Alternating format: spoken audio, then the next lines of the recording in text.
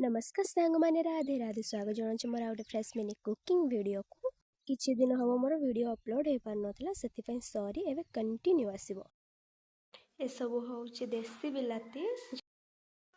तो चलंतु फास्ट आकु भल भाबरे धोई दबा। तो मु आज टमाटो खट्टार रेसिपी शेयर करबी भाबिछि। तो सेति मोटी किछि ग्रीन चिल्ली प्याज कट्टा गोटे अदा छेचिकी रखिछि आउ एटा होछि कुन्नी कुन्नी भृषंगा पत्र। तो फास्ट कड़े रे तेल ढाई दबा किछि जीरा मु पकैले देन प्याज को पकै तो से सब भाजी साला पर मु तेज पत्र पकै देली ग्रीन चिल्ली भी पकै देली अदा छेचा भी पकै देली देन आउ टिके भाजिली तापर एठी से जे कुन्नी कुन्नी भृषंगा पत्र ताकू भी पकै के भाजिली तापर एठी टमाटो पकै देली स्वाद अनुसार लूण हळदी देई भलसे गळेले जेमिति के हळदी लूण टमाटर मिक्स हो जो पूरा तो फ्लेवरटा बसिबो देन ये घड़े देली किसी टाइम सिझा तो ये टमाटो आम पूरा 80% सिझी गला। तो ये मुझे गुड़ चीनी को पानी रे मिक्स करुली रेडी करुली तो ये रेडी हो गला।